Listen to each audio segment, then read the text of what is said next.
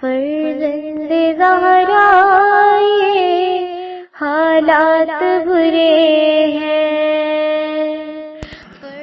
کاشانہ بصیرت ایک ایسا مکمل یوٹیوب چینل جس پر محروم بصارت کے لیے بالخصوص اور تمام افراد کے لیے بالعموم سینکڑوں کی تعداد میں اسلامی کتب دستیاب ہیں۔ لہذا گزارش ہے کہ آپ اپنی ذمہ داری نبھاتے ہوئے کاشانہ بصیرت کو سبسکرائب کرنے کے ساتھ ساتھ بیل آئیکن کو پریس کیجئے تاکہ آپ علم کے حصول کے ساتھ ساتھ مذہب اہل بیت کی اشاعت میں بھی اہم کردار ادا کرتے رہیں۔ کاشانہ بصیرت۔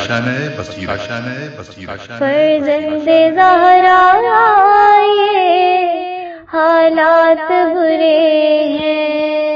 بسم اللہ الرحمن الرحیم۔ السلام علیکم۔ یہ کتاب آپ کے لیے کاشانہ بصیرت کی یوٹیوب چینل کی جانب سے ریکارڈ کی جا رہی ہے۔ نام کتاب حیات القلوب، جلد دوم، تالیف علامہ مجلسی علیہ رحمہ۔ اب ہم کتاب کا پارٹ نمبر 53 پڑھیں گے۔ 27واں باب، مدینہ کی جانب حضرت صلی اللہ علیہ وسلم کی ہجرت کا بقیہ حصہ، صفحہ نمبر 510۔ عیاشی نے حضرت امام زین العابدین علیہ السلام سے روایت کی کہ حضرت خدیجہ نے ہجرت سے 1 سال پہلے وفات پائی اور حضرت ابو طالب نے خدیجہ کے 1 سال بعد ریاض الجنت کی جانب انتقال فرمایا۔ جب یہ دونوں حامی و مددگار سید المرسلین سے جدا ہو گئے، مکے کی زمین حضرت پر تنگ ہو گئی اور بہت اندوناک، اور قریش کے مظالم سے دل تنگ ہوئے، اور جبرائیل سے اپنے حال کی شکایت کی۔ حق تعالیٰ نے حضرت کو وحی کی کہ اس شہر سے نکل جاؤ کیونکہ اس مقام کے لوگ ظالم ہیں، اور مدینہ کی طرف ہجرت کرو کیونکہ مکے میں اب تمہارا کوئی مددگار نہیں رہ گیا، اور مشرقین سے جہاد کرو۔ اس وقت حضرت نے مدینہ کی جانب ہجرت کی، اور شیخ طوسی اور شیخ تبریسی نے معتبر سندوں کے ساتھ روایت کی کہ حضرت 3 روز غار میں ٹھہرے اور جناب امیر حضرت کی خدمت میں آب و طعام پہنچاتے رہے، اور 3 سواریاں حضرت کے لیے اور باقی ابو بکر اور راجیر کے لیے جو راستہ جاننے والا تھا مہیا کی۔ حضرت نے امیر المومنین کو مکے میں چھوڑا تاکہ لوگوں کی امانتیں ادا کریں، کیونکہ قریش ایام جاہلیت میں ہمیشہ حضرت کو امانت و دیانت کے ساتھ پہچانتے تھے اور آپ کو محمد امین کہتے تھے، اور حضرت کے پاس امانتیں بہت رکھتے تھے۔ اسی طرح جو شخص موسم حج میں مکہ آتا اپنی چیزیں امانت کے طور پر حضرت کے پاس رکھ دیتا، اور بعثت کے بعد بھی وہ سب حضرت کو ایسے ہی سمجھتے تھے۔ حضرت نے امیر المومنین سے فرمایا کہ ہر صبح و شام بآواز بلند ندا کرتے رہو کہ جس شخص کی کوئی امانت حضرت کے پاس ہو آ کر مجھ سے لے لے، اور امانتیں اعلانیہ لوگوں کو واپس کرنا۔ اور اے علی، تم کو اپنی بیٹی پر اپنا نائب و خلیفہ مقرر کرتا ہوں، اور تم دونوں کو خدا کے سپرد کرتا ہوں اپنے واسطے، اور فاطمہ زہرا اور اپنی ماں فاطمہ بنت اسد کے لیے، اور بنی ہاشم میں سے جن لوگوں کے لیے جو ہجرت کرنا چاہیں سواریاں ضرور لینا۔ اس کے علاوہ اور بہت سی ہدایتیں فرمائیں، اور کہا جب ان تمام امور سے فارغ ہونا اور اور رسول کی جانب ہجرت کے لیے تیار ہو جانا، اور جب میرا خط تمہارے پاس پہنچے بلا توقف روانہ ہو جانا۔ یہ تمام ہدایتیں فرما کر حضرت مدینہ کی جانب متوجہ ہوئے، اور عبداللہ بن ارقیت جب گوسفند فند چرانے غار کی طرف آیا، حضرت نے اس سے فرمایا کہ اگر میں اپنی جان تیرے سپرد کر دوں تو کیا تو اس کی حفاظت کرے گا اور ہم کو غیر معروف راستے سے مدینہ پہنچا دے گا؟ ابن ارقیت نے کہا، غار کے دروازے پر مکڑی کے جالہ تننے اور کبوتر کے گھونسلہ بنا لینے سے میں نے جانا کہ آپ خدا کے رسول ہیں، اور آپ پر ایمان لایا۔ آپ کی حفاظت کروں گا، اور جدھر آپ جائیں گے میں آپ کے ساتھ چلوں گا۔ حضرت نے فرمایا کہ میں مدینہ جانا چاہتا ہوں۔ اس نے کہا، جان و دل سے منظور ہے، آپ کو ایسے راستے سے مدینہ لے چلوں گا کہ کوئی آپ کو نہ دیکھنے پائے گا۔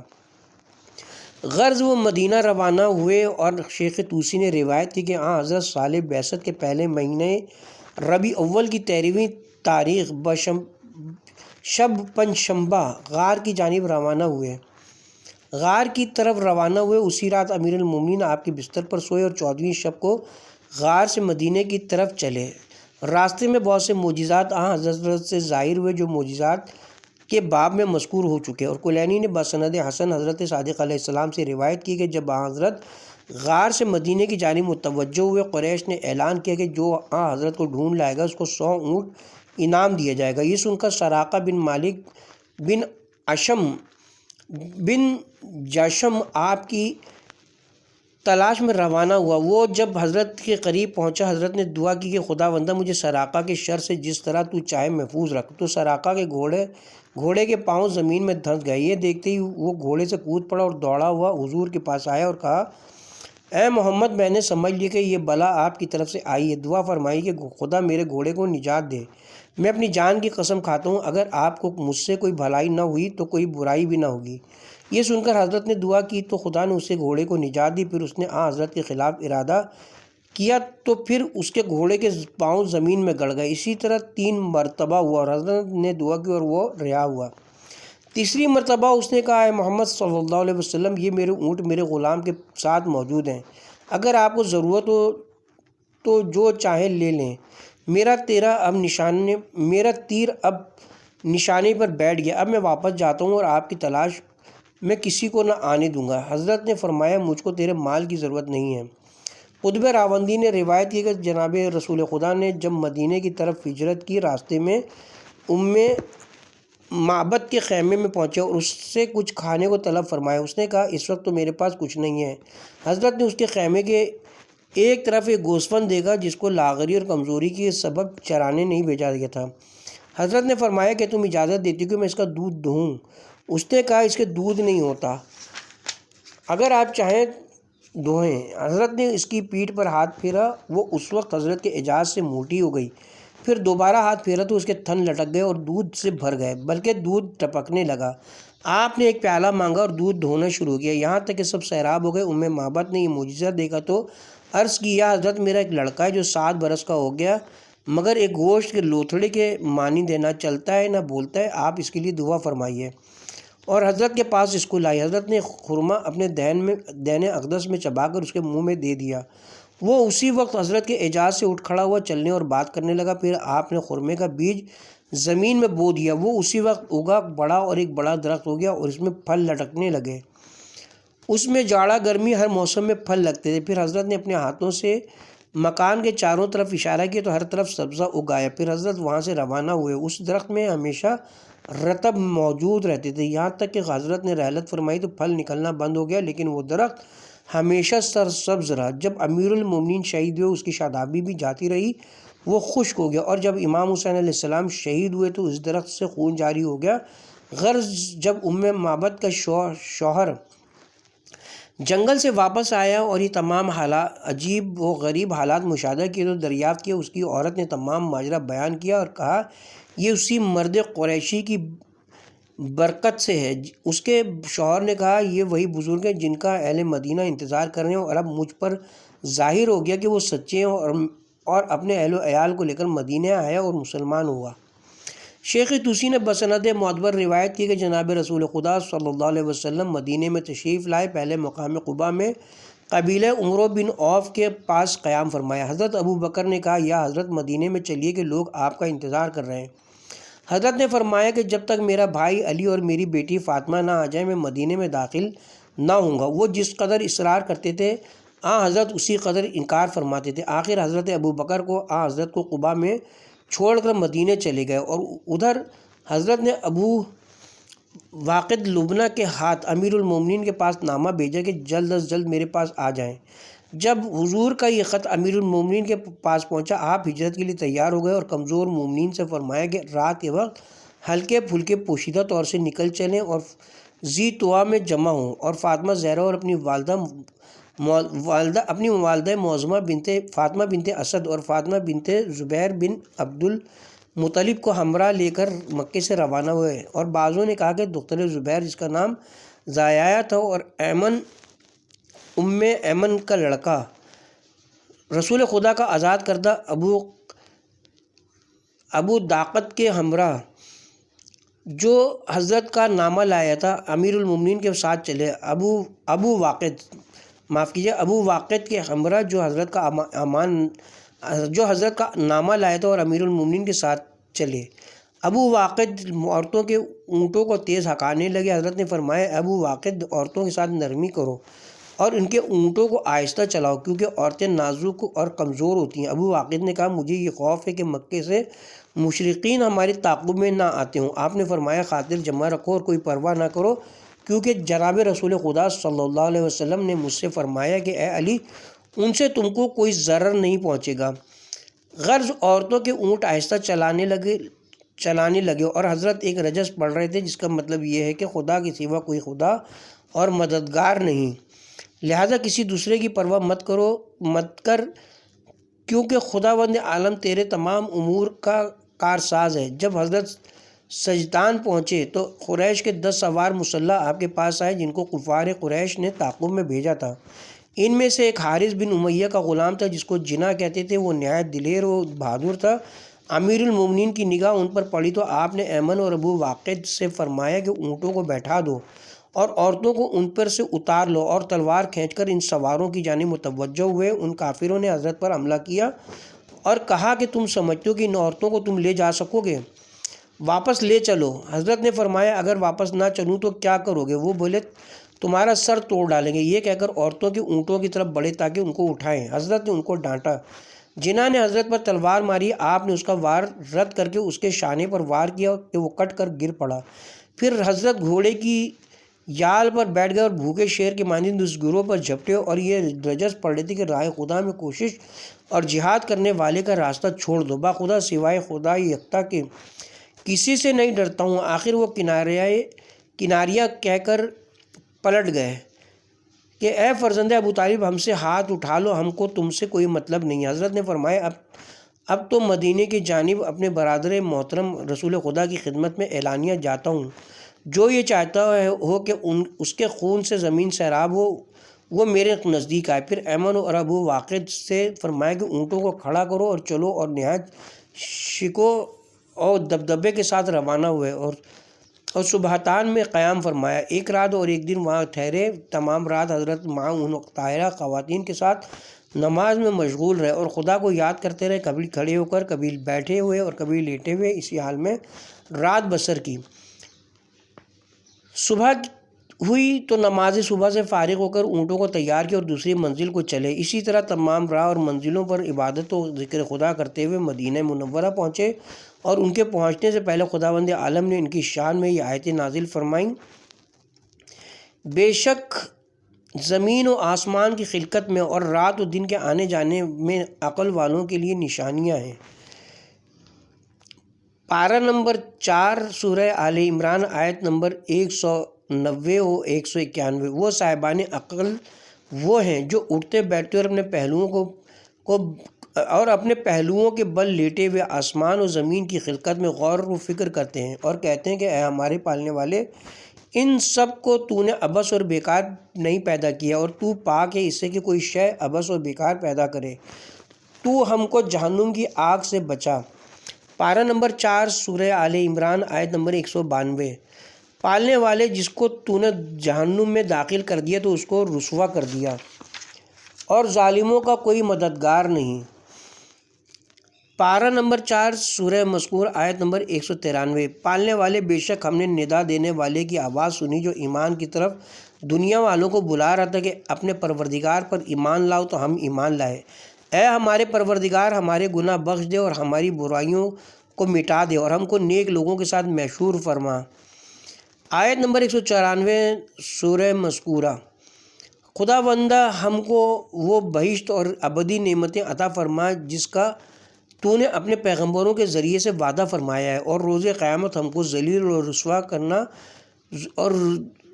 اور رسوا مت کرنا، بے شک تو وعدہ خلافی نہیں کرتا۔ تو خدا نے ان کی دعائیں قبول کی اور فرمایا کہ میں مردوں اور عورتوں میں سے کسی عمل کرنے والے کے عمل ضائع نہیں کرتا۔ فرمایا کہ مرد سے مراد امیر المومنین اور عورت سے مراد جناب فاطمہ زہرا صلوات اللہ علیہم ہیں، اور دوسری روایت کے مطابق دونوں فاطمہ ہیں، اور بعض تم میں سے دوسرے بعض کے بارے میں فرمایا کہ بعض سے مراد علی، دوسرے بعض سے مراد فاطمہ، یا بعض سے فاطمہ دوسرے بعض سے علی، یا بعض سے علی دوسرے بعض سے تینوں فاطمہ، یا تینوں فاطمہ اور دوسرے بعض سے علی مراد ہیں۔ پارہ نمبر 4 آیت نمبر 195 سورہ مذکور۔ جن لوگوں نے ہجرت کی اور اپنے شہر سے نکالے گئے اور میری راہ اور فرما برداری میں ستائے گئے اور کافروں سے جنگ کی اور مارے گئے، بے شک ہم ان کے گناہوں کو مٹا دیں گے، اور یقیناً ہم بہشت کے باغوں میں ان کو داخل کریں گے جن کے درختوں یا قصروں کے نیچے نہریں جاری ہوں گی۔ یہ ہے اجر خدا کی طرف سے ان کے لیے اور خدا کے پاس بہترین اجر ہے۔ روایت معتبرہ میں وارد ہوا ہے کہ جناب رسول خدا صلی اللہ علیہ وسلم نے جب مدینہ کو ہجرت کی، غریب مسلمان جو مکے میں مشرقین کے ظلم و ستم میں گرفتار تھے، ایک ایک کر کے بھاگ بھاگ کر حضرت کی خدمت میں پہنچتے رہے، اور جس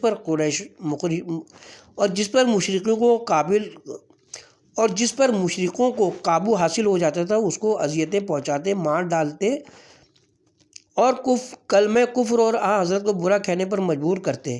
ان میں سے عمار، ان کے والد بزرگوار یاسر اور ان کی مادر گرامی سمیہ اور صہیب اور بلال اور خباب نے جب ہجرت کا ارادہ کیا تو مشرکین نے ان کو پکڑ لیا اور کلمہ کفر و ناسزا کہنے پر مجبور کیا۔ عمار نے جب یہ سمجھ لیا کہ اگر ان کی خواہش کے مطابق وہ کلمات نہیں کہتے تو مار ڈالے جاتے، تو جو کچھ وہ کہلانا چاہتے تھے تقیہ کے طور پر کہہ دیا، لیکن ایمان ان کے دل میں مضبوط تھا اور ان کے باپ ماں نے نہیں کہا تو ان کو انتہائی تکلیفوں سے شہید کر دیا۔ اور بیان کرتے ہیں کہ سب سے پہلے جو اسلام میں شہید ہوا وہ عمار کے والدین تھے۔ جب عمار کا حال مدینے میں لوگوں نے سنا، کچھ لوگوں نے کہنا شروع کیا کہ عمار کافر ہو گئے۔ حضرت نے فرمایا کہ ایسا نہیں ہے، عمار کے رگ و ریشے میں ایمان پیوست ہے، ان کے خون اور گوشت میں ایمان ملا ہوا ہے۔ جب عمار حضرت صلی اللہ علیہ وسلم کی خدمت میں پہنچے بہت روئے۔ حضرت نے پوچھا تم پر کیا حادثہ گزرا؟ عرض کی یا رسول اللہ میرا حال ناگفتبا ہے، مجھ سے وہ لوگ دست بردار نہیں ہوئے جب تک میں نے آپ کو ناسزا نہیں کہا اور ان کے بتوں کی تعریف نہیں کی۔ حضرت نے ان کے آنسو اپنے ہاتھوں سے پوچھے اور فرمایا تم پر کوئی الزام نہیں، اگر پھر ایسا واقعہ درپیش آئے تو پھر ایسے ہی کہنا۔ اور کلینی نے بسند معتبر حضرت صادق علیہ السلام سے روایت کی ہے کہ عمار بن یاسر کو مکہ والوں نے کلمہ کفر کہنے پر مجبور کیا، ان کا دل ایمان سے بھرپور تھا۔ خدا نے یہ آیت نازل فرمائی، پارہ نمبر 14 آیت نمبر 106 سورہ نحل، لیکن جو لوگ مجبور کیے جائیں اور ان کا دل ایمان سے مطمئن ہو، حضرت صلی اللہ علیہ وسلم نے فرمایا اے عمار، اگر کفار پھر تم سے ایسا کہلائیں تو پھر کہہ دینا کیونکہ خداوند عالم نے تمہارے لیے عذر نازل فرما دیا ہے۔ اس کے ساتھ ہی یہاں پہ 27واں باب مدینہ کی جانب حضرت صلی اللہ علیہ وسلم کی ہجرت اپنے اختتام کو پہنچا۔ صفحہ نمبر 515 پہ آغاز ہوتا ہے 28واں باب حضرت صلی اللہ علیہ وسلم کا مدینہ طیبہ میں ہجرت کر کے آنا، مسجدیں تعمیر کرنا، ہجرت کے سال اول کے تمام حالات۔ شیخ تبریسی اور ابن شہر عاشور وغیرہ نے روایت کی ہے کہ بیعت عقبہ کے 3 مہینے بعد حضرت صلی اللہ علیہ وسلم نے مدینہ کی طرف ہجرت فرمائی اور روز دوشنبہ 12ویں ربیع اول کو داخل مدینہ ہوئے۔ انصار ہر روز مدینہ سے باہر نکل کر حضرت صلی اللہ علیہ وسلم کا انتظار کیا کرتے تھے۔ اس روز بھی اپنی عادت کے مطابق آئے اور انتظار کر کے نا امید ہو گئے تو واپس چلے گئے۔ جب وہ لوگ اپنے اپنے گھر پہنچ گئے تو حضرت صلی اللہ علیہ وسلم مسجد شجرہ کے مقام پر پہنچے اور قبیلہ بنی عمرو بن عوف سے دریافت کیا اور ان کی طرف متوجہ ہوئے تو یہودیوں میں سے ایک شخص نے اپنے قلعے کے اوپر سے دیکھا کہ 3 سوار ان کی طرف آ رہے ہیں۔ مسلمانوں کو پکار کر کہا کہ تم لوگ جن کا انتظار کرتے تھے وہ آ گئے، تمہاری بخت بلند اور طالع ارجمند نے تمہاری طرف رخ کیا۔ جب یہ خبر مدینے میں شائع ہوئی، مرد، عورتیں اور بچے شاد و خرم مدینے کے باہر دوڑے ہوئے آئے۔ ادھر حضرت صلی اللہ علیہ وسلم بموجب حکم خدا قبا کی جانب متوجہ ہوئے اور وہیں قیام فرمایا۔ عمرو بن عوف کے قبیلے کے لوگ حضرت کے گرد جمع ہوئے اور بہت اظہار مسرت کیا۔ حضرت ایک مرد صالح نابینا کے گھر میں مقیم ہوئے جن کا نام کلثوم تھا۔ اوس کے قبیلے والے بھی حضرت صلی اللہ علیہ وسلم کے پاس دوڑے ہوئے پہنچے۔ چونکہ اوس و خزرج کے درمیان مدتوں سے جنگ کا سلسلہ رہا، اس لیے خزرج کے قبیلے والوں میں سے کوئی خوف کے سبب باہر نہ نکلا۔ جب حضرت نے حاضرین کو دیکھا ان میں کوئی خزرج کا نظر نہ آیا۔ رات ہوئی تو حضرت ابوبکر حضرت سے جدا ہو کر مدینے چلے گئے، حضرت کلثوم کے گھر میں قبا ہی میں مقیم رہے۔ جب حضرت نماز مغرب و عشاء سے فارغ ہوئے تو اسید بن زرارہ ہتھیار لگائے ہوئے حضرت کی خدمت میں حاضر ہوئے، سلام کیا اور عذر خواہی کی اور کہا کہ یا رسول اللہ، مجھے یہ گمان بھی نہ تھا کہ سنوں گا کہ حضور اس مقام پر آ گئے ہیں اور میں حاضر نہ ہوں گا، لیکن ہمارے اور ہمارے اور ہمارے بھائیوں یعنی قبیلہ اوس کے درمیان عداوت چلی آ رہی ہے، اس سبب سے مجھے خوف ہوا کہ کوئی ناگوار بات نہ ہو جائے، اس واسطے میں حاضر خدمت نہیں ہوا، لیکن ضبط نہ کر سکا، آخر اس وقت بےتاب ہو کر حاضر خدمت ہوا ہوں۔ حضرت نے یہ سن کر قبیلہ اوس سے خطاب فرمایا کہ تم میں کوئی ہے جو اس کو امان دے، اور ان لوگوں نے کہا یا رسول اللہ ہماری امان حضور کی امان میں ہے، آپ خود ان کو امان دے دیجئے۔ حضرت نے فرمایا نہیں، تم میں سے کوئی شخص امان دے۔ یہ سن کر ایوم بن سعدہ اور سعد بن خنسیمہ نے کہا ہم امان دیتے ہیں۔ غرض وہ لوگ حضرت صلی اللہ علیہ وسلم کی خدمت میں آنے لگے، حضرت کے پاس بیٹھتے تھے، حضرت کے ساتھ نمازیں پڑھتے تھے، یہاں تک کہ حضرت مدینے میں تشریف لائے۔ ابن شہر عاشوب نے روایت کی کہ آپ نے جب ہجرت کی آپ کی عمر 53 سال کی تھی، 3 روز آپ غار میں مقیم رہے۔ ایک روایت ہے کہ 6 روز وہاں ٹھہرے اور 12 ربیع الاول دوشنبے کے دن، ایک روایت کے مطابق 11 ربیع الاول کو مدینے میں پہنچے، اور یہ ہجرت کا پہلا سال تھا، لیکن ہجرت کے سال کی ابتدا محرم سے قرار دی گئی ہے۔ پہلے حضرت قباء میں ٹھہرے اور کلثوم بن حدم کے مکان میں قیام فرمایا، اس کے بعد خصیمہ اوسی کے مکان میں منتقل ہو گئے۔ 3 روز یا 12 روز کے بعد جبکہ امیر المومنین آ گئے تو مدینے میں تشریف لائے۔ قباء میں آپ نے ایک مسجد تعمیر کی جبکہ آپ وہاں مقیم تھے۔ مدینے کے مسلمان آپ کے استقبال کے لیے جایا کرتے تھے۔ ہجرت کے ایک ماہ چند روز کے بعد نمازیں زیادہ ہونے لگیں۔ 8 مہینے کے بعد آپ نے مسلمانوں کے درمیان مواقعات قائم کی اور ایک کو دوسرے کا بھائی بنا دیا۔ اسی سال اذان مقرر ہوئی۔ کلینی نے بسند معتبر روایت کی کہ سعد بن مسیب نے امام زین العابدین علیہ السلام سے دریافت کی کہ امیر المومنین جس روز مسلمان ہوئے ان کی عمر کیا تھی؟ حضرت نے فرمایا خاموش، وہ کبھی کافر نہیں تھے۔ جس روز حضرت صلی اللہ علیہ وسلم رسالت پر مبعوث ہوئے جناب امیر 10 سال کے تھے، وہ اس روز بھی کافر نہ تھے، لیکن بظاہر خدا اور رسول پر ایمان لانے میں اور نماز پڑھنے میں تمام اشخاص پر 3 سال پہلے سبقت کی۔ 3 سال بعد دوسرے لوگ ایمان لائے اور سب سے پہلے حضرت کے ساتھ جو نماز پڑھی وہ ظہر کی 2 رکعت تھی۔ ابتدا میں 2 ہی رکعت واجب ہوئی تھی اور 10 سال تک مسلمان مکے میں 2 ہی رکعت پڑھا کرتے تھے، یہاں تک کہ ہجرت کر کے مدینہ آئے۔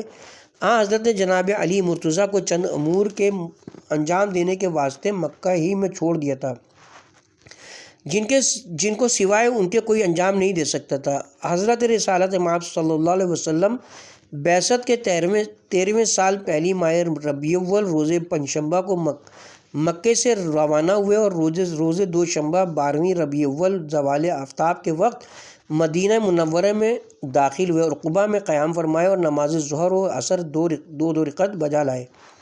آپ نے قبیلہ بنی عمرو بن عوف کے پاس قیام فرمایا اور 10 روز سے زیادہ مقیم رہے۔ ایک روایت میں کہ 15 روز ٹھہرے تھے۔ ان لوگوں نے عرض کی یا رسول اللہ، اگر آپ ہمارے ساتھ رہنے کا قصد کرتے ہوں تو ہم آپ کے لیے ایک مسجد تعمیر کریں۔ آپ نے فرمایا میں یہاں ہمیشہ قیام نہیں کروں گا، میں علی بن ابی طالب کے آنے کا انتظار کر رہا ہوں۔ میں نے ان کو ہدایت کی کہ مجھ سے آ کر جلد ملیں۔ میں کسی منزل پر مستقل قیام نہ کروں گا اور نہ کسی مقام کو اپنا وطن بناؤں گا جب تک کہ وہ میرے پاس نہ آ جائیں، اور انشاءاللہ جلد آتے ہوں گے۔ جب امیر المومنین آئے اس وقت آپ عمرو بن عوف کے مکان میں مقیم تھے۔ پھر حضرت اسی وقت امیر المومنین کو ساتھ لے کر بنی عوف کے پاس آ گئے۔ وہ دن جمعے کا تھا، آفتاب طلوع ہو رہا تھا۔ آپ نے ان لوگوں کے لیے ایک مسجد کی تعمیر کے لیے خطوط اور نشانات قائم کیے اور قبلے کی تعین فرمائی۔ اسی مسجد میں 2 رکعت نماز جمعہ ادا کی اور خطبہ پڑھا اور اسی روز مدینے میں داخل ہوئے۔ حضرت اسی ناقے پر سوار تھے۔ حضرت علی ہر مقام پر آپ کے ساتھ تھے، حضرت سے ایک آن کے لیے بھی جدا نہ ہوتے تھے۔ حضرت انصار کے جس قبیلے کی طرف سے گزرتے تھے وہ لوگ استقبال کرتے اور التجا کرتے کہ حضور انہی کے پاس قیام فرمائے۔ حضرت فرماتے تھے کہ میرے ناقے کی راہ چھوڑ دو، وہ پروردگار عالم کی طرف سے مامور ہے، وہ جس طرف چاہے گا ناقہ جائے گا۔ حضرت نے اس کی مہار چھوڑ دی تھی، آخر وہ اس مقام پر پہنچا۔ امام نے مسجد رسول کے دروازے کی طرف اشارہ کیا کہ جہاں میتوں کی نمازیں لوگ پڑھتے ہیں، وہاں ناقہ ٹھہرا اور بیٹھ گیا، اپنے سینے کو زمین سے ملا دیا۔ حضرت ناقہ سے اترے، ابو ایوب انصاری سب سے پہلے بڑھ کر حضرت کے اسباب و سامان اپنے گھر اٹھاتے گئے۔ حضرت سرور عالم صلی اللہ علیہ وسلم نے ان کے مکان میں قیام فرمایا، یہاں تک کہ مسجد کی تعمیر ہوئی۔ حضرت اور امیر المومنین کے مکانات تیار ہوئے اور آپ حضرات اپنے اپنے مکانوں میں مقیم ہوئے۔ ان تمام حالات میں حضرت علی علیہ السلام آپ کے ساتھ رہے اور کبھی جدا نہ ہوئے۔ راوی نے امام سے پوچھا کہ آپ پر فدا ہوں، ابو بکر بھی حضرت کے ساتھ تھے جبکہ آپ مدینے میں وارد ہوئے تو وہ کس مقام پر آپ سے جدا ہو گئے تھے؟ حضرت نے فرمایا کہ جب حضرت نے قباء میں قیام فرمایا تھا اور جناب امیر کے آنے کا انتظار کر رہے تھے، ابو بکر نے اصرار کیا کہ مدینے چلیں، اہل مدینہ آپ کے آنے سے بہت خوش ہیں اور آپ کا انتظار کر رہے ہیں، آپ علی کا انتظار نہ کیجیے، وہ 1 مہینے تک نہ آئیں گے۔ حضرت نے فرمایا ایسا نہیں، وہ بہت جلد آئیں گے، میں ہرگز اس مقام سے حرکت نہ کروں گا جب تک کہ میرا بھائی، میرا فدائی، میرے اہل بیت میں میرا سب سے زیادہ محبوب نہ آ جائے۔ اس نے مجھ پر اپنی جان فدا کی ہے، میرے بستر پر سویا ہے۔ یہ سن کر ابو بکر کو غصہ آ گیا، وہ قبیضہ خاطر ہوئے اور علی کی جانب سے ان کے دل میں بڑا سخت حسد پیدا ہو گیا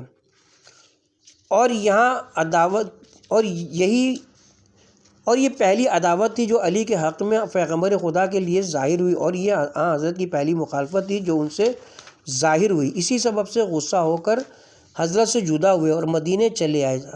حضرت قباء میں مقیم رہے اور امیر المومنین کے آنے کا انتظار کرتے۔ راوی نے پوچھا کس وقت جناب رسول خدا نے حضرت فاطمہ کو حضرت علی سے تجویز کیا؟ امام نے فرمایا کہ ہجرت کے 1 سال بعد مدینے میں، اس وقت جناب فاطمہ 9 سال کی تھیں، اور فرمایا کہ بعثت کے بعد جناب خدیجہ کے بطن سے جناب رسول خدا کی کوئی اولاد سوائے حضرت جناب فاطمہ کے نہ ہوئی، اور جناب خدیجہ نے ہجرت سے 1 سال پہلے دنیا سے رحلت فرمائی اور جناب ابو طالب نے ان کے 1 سال بعد دار فانی کو رخصت کیا۔ جب یہ دونوں ہستیاں دنیا سے رخصت ہو گئیں تو حضرت دل تنگ ہوئے اور آپ پر سخت خوف غالب ہوا اور اپنے متعلق مشرکین قریش سے خطرہ زیادہ محسوس ہوا۔ جناب جبرائیل سے اس کی شکایت کی تو خداوند عالم نے آپ کو ہجرت کا حکم دیا اور فرمایا کہ اس شہر سے نکل جاؤ کیونکہ یہاں کے رہنے والے ظالم ہیں، مدینے کو ہجرت کرو کیونکہ اب مکے میں تمہارا کوئی مددگار نہیں رہا، پھر مشرکوں سے جہاد کرو۔ اس وقت حضرت نے ہجرت کی۔ راوی نے پوچھا کس وقت لوگوں پر اس طرح نمازیں واجب ہوئیں جس طرح اس وقت پڑھی جاتی ہیں؟ حضرت نے فرمایا مدینے میں جس وقت کہ آپ کی تبلیغ ظاہر ہوئی اور اسلام کو تقویت حاصل ہوئی، خداوند عالم نے مسلمانوں پر جہاد واجب کیا اور حضرت نے بحکم خدا نمازوں میں 7 رکعتوں کا اضافہ کیا۔ نماز ظہر و عصر و عشاء میں 2 رکعتیں اور نماز مغرب میں 1 رکعت کا، اور نماز صبح بدستور قائم رہی جس طرح شروع میں واجب ہوئی تھی، کیونکہ دن کے فرشتے آسمان سے زمین پر چلے جاتے ہیں اور رات کے فرشتے جلد آسمان پر زمین سے جاتے ہیں۔ غرض کے شب و روز دونوں کے فرشتے جناب رسول خدا صلی اللہ علیہ وسلم کے ساتھ نماز صبح میں حاضر ہوتے تھے۔ اسی سبب سے خدا نے فرمایا کہ پارہ نمبر 15 آیت نمبر 78 سورہ بنی اسرائیل، حضرت نے فرمایا کہ مطلب یہ کہ نماز صبح کے وقت مسلمانوں کے نزدیک اعمال شب کے لکھنے والے فرشتے اور دن کے اعمال لکھنے والے فرشتے حاضر ہوتے ہیں۔ دوسری معتبر سند کے ساتھ روایت ہے کہ حضرت صادق علیہ السلام نے فرمایا کہ مسجد قباء میں نمازیں بہت پڑھو کیونکہ وہ سب سے پہلی مسجد ہے جس میں حضرت صلی اللہ علیہ وسلم نے مدینہ آتے وقت نماز پڑھی تھی۔ اور دوسری حدیث حسن میں فرمایا کہ جس مسجد کے بارے میں خدا نے فرمایا ہے کہ پہلے ہی روز جس کی بنیاد تقوی اور پرہیزگاری پر رکھی گئی وہ مسجد قباء ہے۔ اور دوسری صحیح حدیث میں فرمایا کہ جب جناب رسول خدا صلی اللہ علیہ وسلم مدینے میں پہنچے، مدینہ کے گرد اپنے پائے اقدس سے خط کھینچا یا قدم سے نشان بنایا اور فرمایا کہ خداوندہ جو شخص مدینے کے مکانات فروخت کرے تو اس کو برکت مت عطا فرما۔ شیخ طبرسی وغیرہ نے روایت کی کہ قبیلہ اوس اور بنی اور قبیلہ خزرج اسلام لانے سے پہلے بہت سے بت رکھتے تھے، ان کی پرستش کرتے تھے۔ ان کے ہر بڑے شخص کے گھر میں ایک بت ہوتا جس کو خوشبو لگاتے اور اس کے لیے جانوروں کو قربان کرتے اور اس کے سامنے سجدہ کرتے۔ جب انصار میں سے 12 اشخاص نے حضرت صلی اللہ علیہ وسلم سے بیعت کی اور مدینے واپس آئے تو بتوں کو اپنے اپنے گھروں سے نکال پھینکا، اور جو لوگ ان کی اطاعت کرتے تھے انہوں نے بھی اپنے گھروں سے بتوں کو پھینک دیا۔ اور جب 70 اشخاص نے بیعت کی اور مدینے آئے اور اسلام کی اشاعت ہوئی تو لوگوں نے بتوں کو توڑ ڈالا، اور حضرت صلی اللہ علیہ وسلم کہ مدینے میں تشریف لانے کے بعد سعد بن ربیعہ اور عبداللہ بن رواحہ اہل خزرج کے درمیان گشت کرتے اور جہاں جو بت دیکھتے توڑ ڈالتے، اور امیر المومنین کے آنے کے 1 روز بعد یا 2 روز بعد جناب رسول خدا صلی اللہ علیہ وسلم ناقے پر سوار ہو کر مدینے کی جانب متوجہ ہوئے۔ وہ جمعے کا دن تھا۔ قبیلہ بنی عمرو بن عوف نے اکٹھا ہو کر عرض کی، یا رسول اللہ،